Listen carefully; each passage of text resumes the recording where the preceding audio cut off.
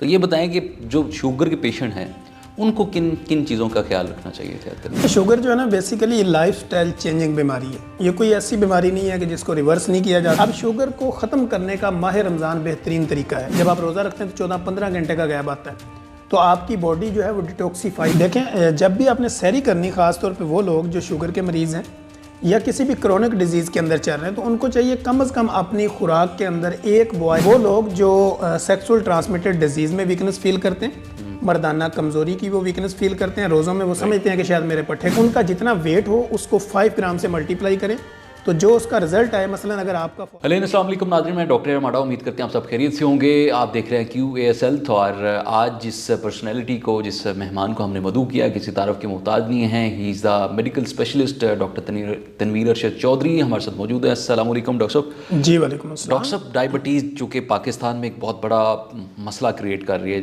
जिन लोगों को शुगर के मसाइल हैं, उनको कहीं ना कहीं ब्लड प्रेशर, हाइपरटेंशन के भी मसाइल हैं, और पाकिस्तान में हर तीसरा फ़र्द जो है ना वो डायबिटीज़ का शिकार है। तो इस पे बड़ी बात करना ज़रूरी है, चूँकि रमज़ान है और रमज़ान के अंदर बहुत सारे मिथ्स भी हैं, बहुत सारे कॉम्प्लिकेशंस का सामना करना पड़ता है।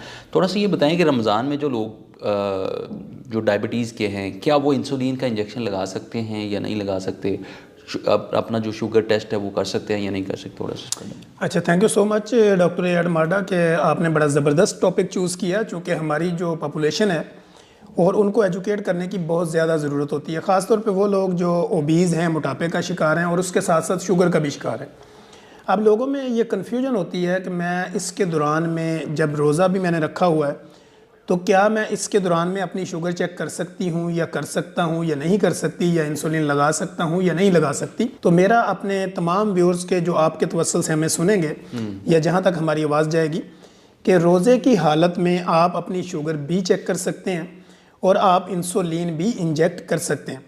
लेकिन ये होता है कि आपने शुगर, यानी रोज़े के दौरान में आपने अपनी शुगर को बैलेंस रखने के लिए और उसका बेहतर ट्रीटमेंट लेने के लिए आपने अपने कंसल्टेंट के पास जाके उसकी डोज मैनेजमेंट करवानी होती है कि आपने अगर इंसुलिन लेनी है तो कितनी आपने सहरी में लेनी है और कितनी आपने इफ्तारी में लेनी है, और शुगर अगर आपने चेक करनी है तो रोज़े की हालत में आपने कितनी दफ़ा चेक करनी है। अब ये सवाल आपका ये था कि कर सकते हैं या नहीं कर सकते, तो की जा सकती है। अच्छा डॉक्टर साहब, जिस तरह शुगर प्रिवेल कर रही है, लोग ज़्यादा मीठा खाने को रुझान रखते हैं, और अफ्तारी और सहरी में भी बहुत सारी मीठी चीज़ें खा रहे होते हैं, मशरूबात भी मीठे होते हैं, तो थोड़ा ये बताएं कि किस हद तक ख्याल रखना चाहिए? अभी मैंने आपको देखा, हमने तो सहरी अफ्तारी कर ली है और आप चाय का इंटेक कर रहे थे बगैर शुगर की, तो मैं थोड़ा हैरान था कि आप बगैर शुगर की किस तरह से चाय पी लेते हैं थोड़ा। तो ये बताएं कि जो शुगर के पेशेंट हैं उनको किन किन चीज़ों का ख्याल रखना चाहिए, एहतियात करनी चाहिए? अच्छा, देखें, शुगर जो है ना बेसिकली लाइफ स्टाइल चेंजिंग बीमारी है। ये कोई ऐसी बीमारी नहीं है कि जिसको रिवर्स नहीं किया जा सकता, कोई ऐसी बीमारी नहीं है कि जिसको ख़त्म नहीं किया जा सकता। शुगर बेसिकली आपकी लाइफ स्टाइल चेंजिंग बीमारी है। जैसे ही आप ओबीज़ होंगे, मोटापे का शिकार होंगे, ओवरवेट होंगे या ओवर ईटिंग करेंगे, एक तो शुगर वो है जो आपके जीन्स में आ रही है, यानी ख़ानदानी मरूसी है।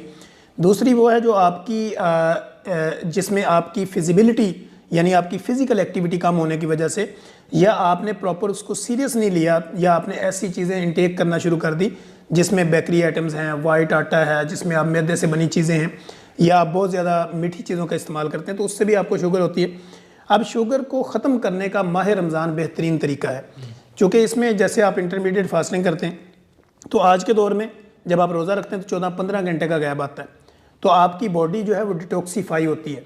अब जैसे आपने जिक्र किया कि इफ्तारी के बाद मैं चाय पी रहा हूँ और बगैर शुगर के पी रहा हूँ, तो बगैर चीनी के चाय पीने का पर्पज़ ये है कि एक तो आप कैफ़ीन वगैरह इंटेक कर रहे हैं, लेकिन साथ में इसमें मिल्क भी ऐड हुआ होता है, कैफ़ीन भी है, पत्ती का इस्तेमाल भी है, और साथ में शुगर भी ऐड कर दूँ तो ये मेरा वज़न बढ़ाने का ज़रिया बन जाएगी। तो अब जब मैं इसको बगैर चीनी के लूँगा तो ये मुझे एक्टिवेशन तो देगी, लेकिन मेरी बॉडी के अंदर उस तरह के इफेक्ट नहीं करेगी जिस तरह शुगर के साथ करेगी। ठीक है बात। डॉक्टर साहब, थोड़ा ये भी रोशनी डालें कि चूँकि शुगर के पेशेंट होते हैं और वो ये भी ख्याल रखते हैं कि उनको ज़्यादा भूख लगती है, और ज़ाहिर बात लगती है, तो इतना लंबा फास्टिंग में बॉडी वीक हो जाती है, कमज़ोर हो जाती है, उसका हल क्या है? कोई ऐसी सुपर फूड हो, क्या वो इंटेक करें ताकि उनकी पूरा दिन जो है ना वो बॉडी फिट और स्मार्ट रहे? देखें, जब भी आपने सहरी करनी, ख़ासतौर पे वो लोग जो शुगर के मरीज़ हैं या किसी भी क्रोनिक डिजीज़ के अंदर चल रहे हैं, तो उनको चाहिए कम अज़ कम अपनी खुराक के अंदर 1 बॉयल एग, 2 खजूरें, 1 कप दूध बगैर चीनी, बगैर मलाई के, इसको आप कंटिन्यू करें। और उसके साथ अगर आप कोई फ्रूट का छोटा पीस लेना चाहें वो भी ले सकते हैं, ड्राई फ्रूट का इस्तेमाल कर सकते हैं और दही का इस्तेमाल भी कर सकते हैं। इससे क्या होगा कि आपकी बॉडी को विटामिन डी भी मिलेगा, आपकी बॉडी को एनर्जी भी मिलेगी, कैल्शियम भी मिलेगा, आयरन भी मिलेगा, आपको मिनरल्स भी मिल जाएंगे। तो इससे जो 14-15 घंटे आपने अपना रोज़ा लेके चलना है तो उस रोज़े को चलाने में आपके लिए बहुत आसानियाँ होंगी। और मेडिकली पॉइंट ऑफ व्यू से इसका बेनिफिट ये होगा कि आपकी जो बॉडी के अंदर इंसुलिन की स्पाइक है वो कम हो जाएगी। जब इंसुलिन स्पाइक नहीं होगी तो आपकी शुगर का लेवल नहीं बढ़ेगा। अच्छा, ये डॉक्टर साहब बातें होगी, अब हम हल की तरफ आते हैं। हल क्या है, सोल्यूशन क्या है? क्या ये रिवर्सिबल है, डिजीज़ को कंट्रोल किया जा सकता है? या वो लोग जो बॉर्डर लाइन पे चल रहे हैं उनकी क्या रूटीन होनी चाहिए, उनकी डाइट क्या होनी चाहिए, और डाइट के साथ जो मेडिसिन का क्या पैटर्न होना चाहिए, थोड़ा सा इस पर बताएं। अच्छा, एक तो है प्री डायबिटिक, यानी कोई भी मरीज़ हमारे पास जब आता है तो ओवरवेट की सूरत में आता है या हाथ पांव सुन्न होने की सूरत में आता है, या वो कहता है कि डॉक्टर साहब मेरे हाथ पांव में जलन होती है, या मैं चलता हूँ चला नहीं जा रहा, उठाऊँ उठा नहीं जा रहा, बैठती हूँ बैठा नहीं जा रहा, कपड़े मेरे टाइट होते जा रहे हैं, दिन ब दिन मैं फैलती जा रही हूँ या मैं फैलता जा रहा हूँ। तो हम फिर क्या करते हैं, हम उसका एक टेस्ट करते हैं जिसको हम कहते हैं HbA1c। और उसमें हम क्या करते हैं कि हम उसका 3-4 महीने का पिछला रिकॉर्ड देखते हैं कि इसकी बॉडी में ग्लूकोज का लेवल क्या है। उसमें अगर उसका लेवल निकल आता है एक नॉर्मल बाउंड्री की तरफ तो हम उसको कहते हैं प्री डायबिटिक, यानी ये शुगर के दायरे के करीब है। लेकिन अगर वो कंटिन्यू उसके ख़ानदान में वालद को, वालदा को, किसी को अगर शुगर है तो हमने उसका ये टेस्ट करवाया और ये बाउंड्री लाइन क्रॉस हो चुकी है तो हम उसको ये समझते हैं कि ये डायबिटिक पेशेंट हो चुका है। अब डायबिटीज़ की भी आगे टाइप्स हैं, टाइप 1 है, टाइप 2 है। तो टाइप 2 जो है वो बेसिकली रिवर्सेबल है। टाइप 1 वो है कि जो जीन्स में आपके ख़ानदानी विरासत से आ रही है, तो उसको ख़त्म नहीं किया जा सकता, कंट्रोल किया जा सकता है। लेकिन टाइप 2 वो है कि जो आपको अचानक से होगी, यानी टेंशन से होगी, डिप्रेशन से होगी, ओवरवेट से होगी, ओवर ईटिंग से होगी, या लेजीनेस की वजह से होगी कि आपने हिलना जुलना कम कर दिया, फिजिकल मूवमेंट कम होगी, तो वो जो शुगर है उसको हम टाइप 2 कहते हैं। टाइप 2 में आपका वजन भी बड़ा होता है। अब टाइप 2 रिवर्सेबल है क्योंकि ये लाइफ चेंजिंग बीमारी है।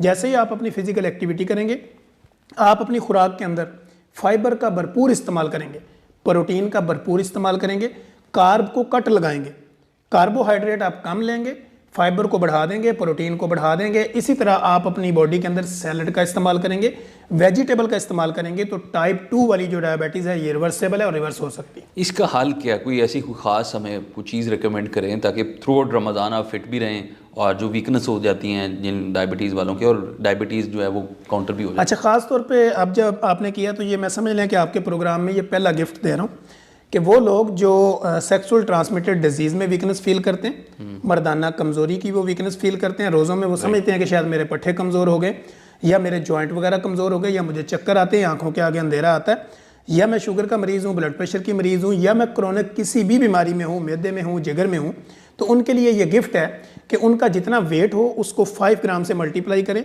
तो जो उसका रिजल्ट आए, मसलन अगर आपका फॉर एग्जांपल 60 kg वेट है, 5 ग्राम से ज़रब दें तो 300 ग्राम आएगा, तो 300 ग्राम सैलड आपने पर डे खाना है। अच्छा, इसी तरह आपका वजन अगर 60 है, मल्टीप्लाई करें 10 ग्राम के साथ, तो आपका जो आएगा 600 ग्राम वो आपका फ्रूट उसकी वैल्यू निकलती है। तो आपने 600 ग्राम जो है यानी 600 ग्राम फ्रूट पर डे खाना है। इससे आपको वीकनेस भी नहीं होगी, कब्ज़ भी नहीं होगी और आपका मैदा भी प्रॉपर काम करेगा।